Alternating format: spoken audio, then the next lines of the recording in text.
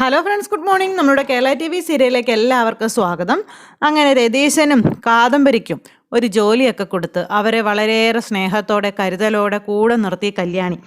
അങ്ങനെ നാളെ തൊട്ട് ജോയിൻ ചെയ്യാമെന്നും പറഞ്ഞുകൊണ്ട് നമ്മുടെ കാദംബരി തിരിച്ച് വീട്ടിലേക്ക് എത്തുകയും ചെയ്തു. വീട്ടിലെത്തിക്കഴിഞ്ഞപ്പോഴേക്കും കല്യാണി തനിക്ക് നൽകിയ ആ ജോലിയെക്കുറിച്ചുള്ള കാര്യങ്ങളൊക്കെ പ്രകാശനോട് പറഞ്ഞപ്പോൾ, എടി ഇതൊക്കെ ഒരു ജോലിയാണോ എന്ന് പ്രകാശൻ, അവിടെ പോയി ചായ അടിക്കാൻ പാത്രം കഴുകാൻ നിൽക്കാതെ നിനക്കൊല്ല ഹോട്ടലിൽ നിന്നൂടെ എന്നൊക്കെ ചോദിച്ചു. അപ്പം ഞാൻ പറഞ്ഞല്ലോ എൻ്റെ അമ്മായച്ചൻ്റെ അടുത്ത് ഇവനെയും കൂട്ടി നല്ലൊരു തട്ടുകട തുടങ്ങാനായിട്ട്.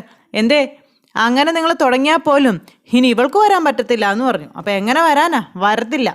ഇവൾക്ക് സംസാരിക്കാത്തവളുടെ കമ്പനിയിൽ ജോലി ചെയ്യാനല്ലേ താല്പര്യം എന്നിങ്ങനെ ചോദിച്ചപ്പോൾ അവളിപ്പോൾ സംസാരിക്കാത്തവളല്ല, നന്നായി സംസാരിക്കുന്നവളാണെന്ന് പറഞ്ഞു കാദംബരി. പ്രകാശനൊന്നും മിണ്ടാനില്ലേ?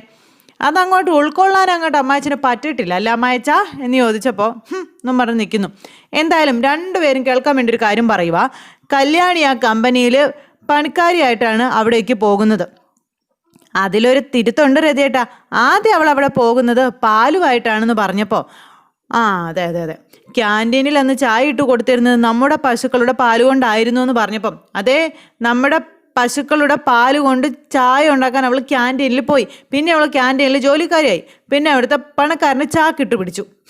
എന്നെ കൊണ്ടത് കൂടുതലൊന്നും പറയിപ്പിക്കരുതെന്ന് പറഞ്ഞപ്പം, അതെന്തെങ്കിലും ആയിക്കോട്ടെ, അത് അവളുടെ മിടുക്കാണെന്നേ പറയാൻ പറ്റൂ. പിന്നെ എന്തായാലും അങ്ങനെ ക്യാൻറ്റീനിലെ പണിക്കാരിയായിരുന്ന കല്യാണിക്ക് സ്വന്തം ചേച്ചിക്ക് അതേ പണി തന്നെ കൊടുക്കാൻ യാതൊരു താല്പര്യവും ഇല്ല. അതെ, എന്നാൽ പിന്നെ ഇവളോട് അവിടുത്തെ തറ തുടയ്ക്കാനും പാത്രം കഴുകാനും കക്കൂസും മറ്റും വൃത്തികെട്ട സ്ഥലങ്ങളൊക്കെ ഉണ്ടല്ലോ അതൊക്കെ കഴുകാനായിരിക്കും പറഞ്ഞിരിക്കുന്നത്. അതായിരിക്കും ഇവളെ കൊണ്ട് ചെയ്യിക്കുന്നത്. അതിന് നിങ്ങളെപ്പോലെ ഒരു മനുഷ്യത്വം ഇല്ലാത്ത പെൺകുട്ടി അല്ലടോ കല്യാണി. അവൾക്ക് കൂടപ്പിറപ്പുകളെ തിരിച്ചറിയാം, ഇവനത് അറിയത്തില്ലെങ്കിൽ പോലും. കാതുവിനെയേ RS കൺസ്ട്രക്ഷൻസിൻ്റെ ഫ്രണ്ട് ഓഫീസിലാണ് നിയമിച്ചിരിക്കുന്നതെന്നുള്ള കാര്യം നമ്മുടെ രതീശൻ അങ്ങ് പറഞ്ഞു. അതായത് റിസപ്ഷനിസ്റ്റായിട്ട്. മനസ്സിലായോ എന്ന് ചോദിച്ചപ്പോൾ വിക്രം പുച്ഛിച്ചൊരു ചിരി. എന്താടോ തൃപ്തി ആയോ എന്ന് ചോദിച്ചു രതീശൻ.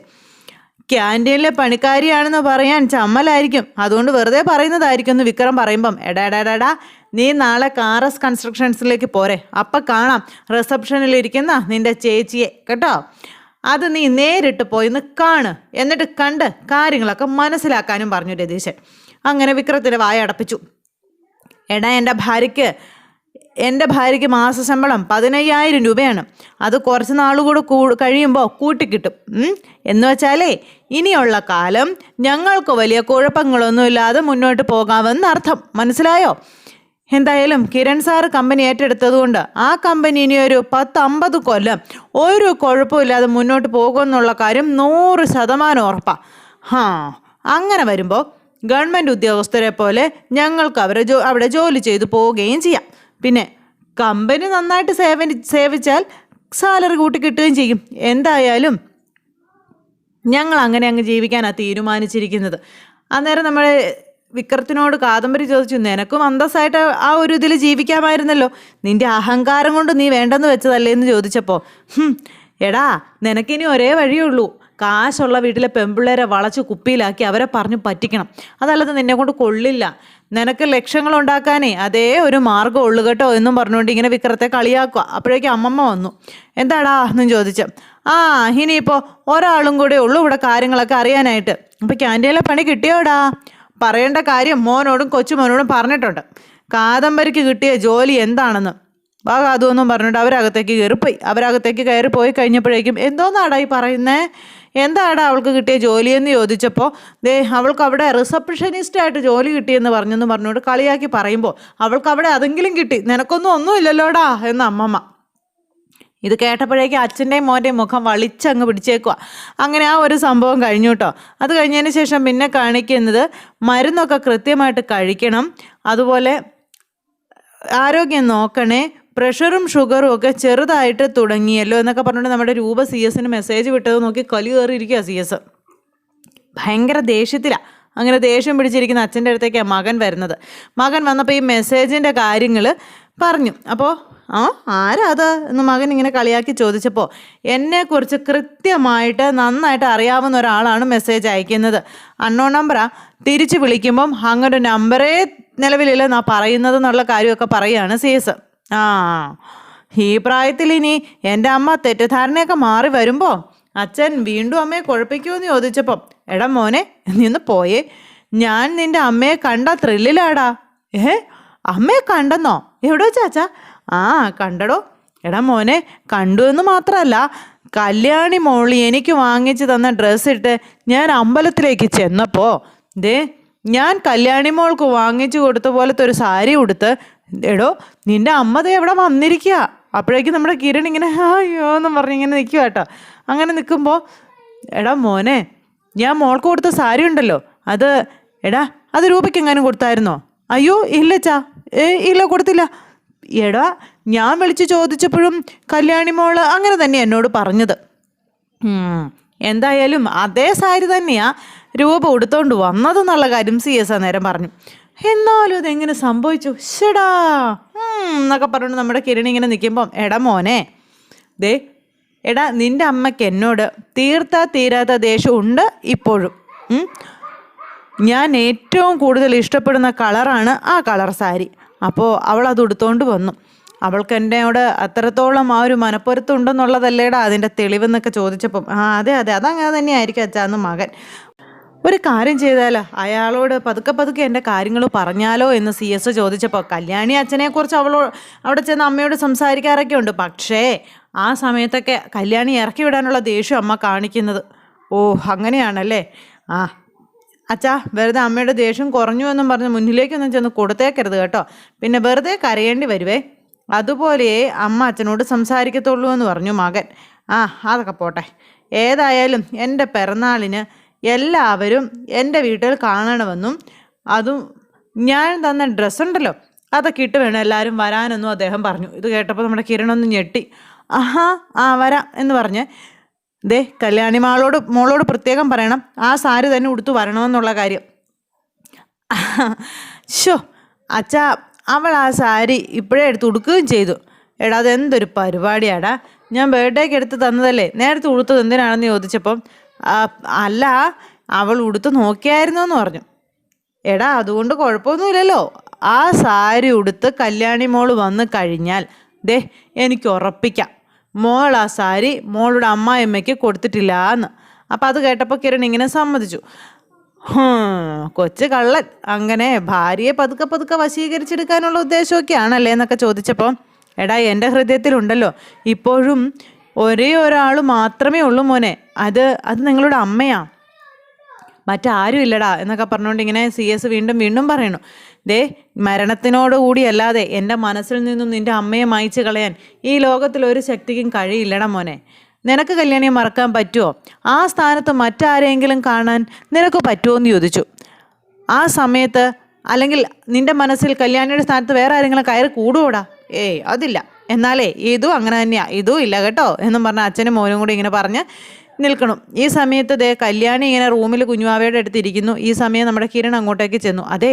നിനക്ക് ന്യൂ ഇയറിനും ബർത്ത്ഡേക്ക് ഒക്കെ ആയിട്ട് അച്ഛനൊരു സാരി വാങ്ങി തന്നില്ലായിരുന്നു, അതാണല്ലോ നീ അമ്മയ്ക്ക് കൊണ്ടുപോയി കൊടുത്തത്. നമുക്ക് എത്രയും പെട്ടെന്ന് അതുപോലെ ഒരെണ്ണം എടുക്കണമെന്ന് പറഞ്ഞു. അപ്പം എന്തു പറ്റിയെന്ന് ചോദിച്ചു കല്യാണി. നമ്മളത് ചെയ്തപ്പോൾ ഒരു കാര്യം നമ്മൾ അതിനെപ്പറ്റി ആലോചിച്ചില്ല. ആ സാരി ഉടുത്തുകൊണ്ട് വേണ്ടേ അന്നത്തെ ദിവസം നമുക്ക് ആ ഫംഗ്ഷൻ അറ്റൻഡ് ചെയ്യാനെന്ന് ചോദിച്ചു. അപ്പോഴാണ് കല്യാണി അതിനെപ്പറ്റി ചിന്തിക്കുന്നത്. എന്ന് നിർബന്ധമാണോ എന്ന് കല്യാണി ചോദിച്ചപ്പോൾ നിർബന്ധമൊന്നുമില്ല, പക്ഷേ അച്ഛൻ പറഞ്ഞു അന്നത്തെ ദിവസം നമ്മളെല്ലാവരും അച്ഛൻ തന്ന ഡ്രസ്സ് ഇട്ട് വേണം ചെല്ലാനെന്നുള്ള കാര്യം. അയ്യോ അങ്ങനെ പറഞ്ഞോ? ഇനിയിപ്പോൾ എന്ത് ചെയ്യും കിരണേട്ടാ? ഒരു വഴിയില്ലല്ലോ കിരണേട്ടാ. എന്ത് ചെയ്യാനാ, അതുപോലെ ഒരെണ്ണം കൂടി നമുക്ക് പോയി വാങ്ങിക്കണമെന്ന് പറഞ്ഞു കഴിഞ്ഞപ്പം അതിന് ആ സാരി വാങ്ങിച്ച ടെക്സ്റ്റൈൽസ് ഏതാണെന്ന് അറിയാമോ എന്ന് ചോദിച്ചു. അപ്പം അതൊക്കെ ഞാൻ ചോദിച്ച് മനസ്സിലാക്കിയിട്ടുണ്ടെന്നുള്ള കാര്യം പറഞ്ഞു. ഇപ്പം തന്നെ നമുക്ക് അങ്ങോട്ട് പോകണമെന്നും അതേപോലത്തെ ഒരെണ്ണം തന്നെ നമുക്ക് എടുക്കണമെന്നും കിരൺ പറയുക. ആ സാരി നിനക്ക് ഓർമ്മയുണ്ടല്ലോ അല്ലേ എന്ന് ചോദിച്ചപ്പോൾ ഞാൻ ആ സാരി മൊബൈലിൽ പകർത്തിയിട്ടുണ്ടെന്ന് പറഞ്ഞു കല്യാണി. ആശ്വാസമായത് കിരണിന്. അതവരെ കാണിച്ചാൽ പോരെ, അച്ഛൻ ഇഷ്ടപ്പെട്ട കളറായതുകൊണ്ട് അതൊടുത്ത് നീ ചെല്ലുന്നതായിരിക്കും അച്ഛന് സന്തോഷമൊന്നും കിരൺ ഇങ്ങനെ കല്യാണിയോട് പറഞ്ഞിട്ട് രണ്ടുപേരും കൂടെ പെട്ടെന്ന് തന്നെ പോകാനായിട്ട് തുടങ്ങുക. പിന്നെ എന്നും ഇങ്ങനെ മുന്നോട്ട് പോയാൽ മതിയോ കിരണേട്ടാ? സത്യങ്ങളൊക്കെ അച്ഛനെ അറിയിക്കണ്ടേന്ന് ചോദിച്ചപ്പോൾ വേണം. അവരെ മാത്രമല്ല അമ്മയിൽ നിന്ന് അകന്നു നിൽക്കുന്ന എനിക്കും സോണിക്കും ഒക്കെ അമ്മയുടെ അരികിൽ എത്തണം എന്നുള്ള കാര്യങ്ങൾ ഇങ്ങനെ പറഞ്ഞു. അങ്ങനെ കിരൺ തൻ്റെ സന്തോഷം പറയും കേട്ടോ കല്യാണിയോട്. എന്നിട്ട് നമ്മൾ ആഗ്രഹിച്ചതുപോലെ ഒന്നിച്ച് താമസിക്കണം, എല്ലാവരും ഒരു കുടുംബമായിട്ട് തന്നെ താമസിക്കണമെന്നും കിരൺ ഇങ്ങനെ ആഗ്രഹം പറഞ്ഞിട്ട്, പക്ഷേ അതിനെൻ്റെ അങ്കിള് നിലംപരിച്ചാകേണ്ടതുണ്ട്, അല്ലാതൊന്നും നടക്കില്ല. അയാൾക്കൊന്നും ചെയ്യാൻ പറ്റാത്തതായ അവസ്ഥ ഉണ്ടാകണം. ഇപ്പം തന്നെ എല്ലാം നഷ്ടപ്പെട്ട് നിൽക്കുന്നൊരവസ്ഥയാണ്. ഇനി മനോഹർ കൂടി ഒരു കൊടും കുറ്റവാളിയാണെന്ന് അറിഞ്ഞു കഴിഞ്ഞാൽ തകർച്ച ഏതാണ്ട് പൂർത്തിയാകുമെന്നുള്ള കാര്യം പറയുവാണ് നമ്മുടെ കിരൺ കല്യാണിയോട്. പിന്നെ അങ്കിളും സരയും ആൻറ്റിയും ഒക്കെ ഏത് രീതിയിൽ പ്രതികരിക്കുമെന്ന് നമുക്കൊന്നും പറയാനോ പ്രവചിക്കാനോ പറ്റില്ല. എന്തായാലും എൻ്റെ അച്ഛൻ മാത്രം മതി എല്ലാത്തിനും ഒതുക്കാൻ. പക്ഷേ അവിടെയും ചതിക്കാൻ മടിയില്ലാത്തവരാ അവർ 3 പേരും. അതുകൊണ്ട് വളരെയേറെ സൂക്ഷിക്കണം. അതേത് വഴി വരുമെന്നൊന്നും നമുക്ക് പറയാനേ പറ്റില്ല എന്നും കിരൺ ഇങ്ങനെ കല്യാണിയോട് പറഞ്ഞുകൊണ്ട് കെയർഫുള്ളായിട്ട് മുന്നോട്ട് പോകണമെന്ന്. അച്ഛൻ കരുത്തനായിരുന്ന സമയത്ത് തന്നെയാണ് അന്ന് അമ്മയെയും അച്ഛനെയും തമ്മിൽ അയാൾ തെറ്റിച്ചത്. അങ്ങനെ അത്രയും ദ്രോഹം ചെയ്യാൻ അയാൾക്ക് അന്ന് കഴിഞ്ഞെങ്കിൽ ഇന്ന് അയാൾക്ക് അതിനേക്കാൾ ഇതായിട്ട് കഴിയില്ലേ എന്നൊക്കെ ചോദിച്ചിങ്ങനെ നിൽക്കുന്നു. എന്തായാലും അതൊക്കെ വരട്ടെ, നീ വേഗം ഡ്രസ്സ് മാറി നമുക്ക് പോയിട്ട് വരാമെന്നും പറഞ്ഞ് കിരൺ കല്യാണിയോട് പറഞ്ഞിട്ട് അങ്ങ് പോയി. ഈ സമയത്ത് നമ്മുടെ രൂപ അവിടെ ഇരുന്ന് ഇങ്ങനെ CS-ൻ്റെ ഫോട്ടോസ് നോക്കിക്കൊണ്ടിരിക്കും. അതും പല ഭാവത്തിലും പല രൂപത്തിലുമുള്ള ഫോട്ടോസൊക്കെ കണ്ടിങ്ങനെ ആസ്വദിച്ച് അങ്ങനെ ഇരിക്കുക. അപ്പോഴാണ് നമ്മുടെ കല്യാണി അങ്ങോട്ടേക്ക് വരുന്നത്. കല്യാണി അങ്ങ് വന്നപ്പോൾ മതിമറന്നിരിക്കുന്ന അമ്മായിയമ്മയെ കണ്ടു.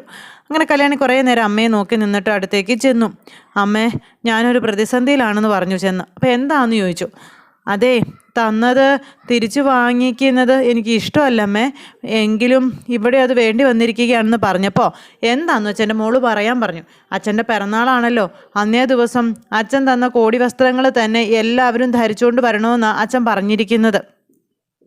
ഞാനും കിരണേട്ടനും കൂടി 1-2 ടെക്സ്റ്റൈൽസിലൊക്കെ പോയി നോക്കി, എവിടെയും അച്ഛൻ തന്നതുപോലത്തെ ഒരു സാരി കിട്ടിയില്ല.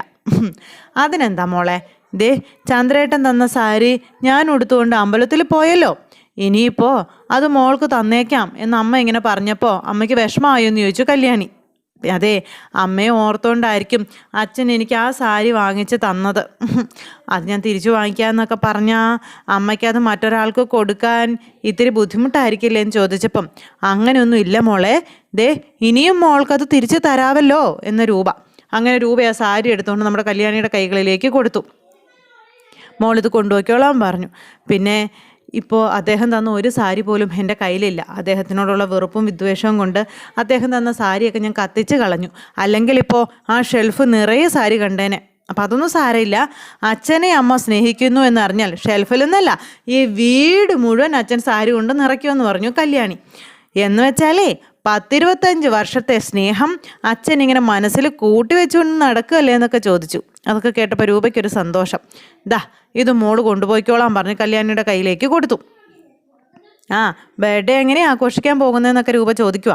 ഹോട്ടലിൽ വെച്ചാണോ അദ്ദേഹത്തിൻ്റെ വീട്ടിൽ വെച്ചാണോ എന്ന് ചോദിച്ചപ്പോൾ വീട്ടിൽ വെച്ചാൽ മതി എന്ന് അച്ഛൻ പറഞ്ഞിരിക്കുന്നത്. എന്താ അമ്മ പങ്കെടുക്കുന്നു എന്ന് ചോദിച്ചു. അപ്പോൾ പങ്കെടുക്കാം, ഈ ബർത്ത്ഡേക്കല്ല അടുത്ത ബർത്ത്ഡേക്കാട്ടെ കേട്ടോ, ഇല്ലെങ്കിലേ പങ്കെടുപ്പിക്കും, അതെൻ്റെ വാശിയാണെന്ന് കല്യാണി അങ്ങ് തറപ്പിച്ചങ്ങ് പറഞ്ഞു.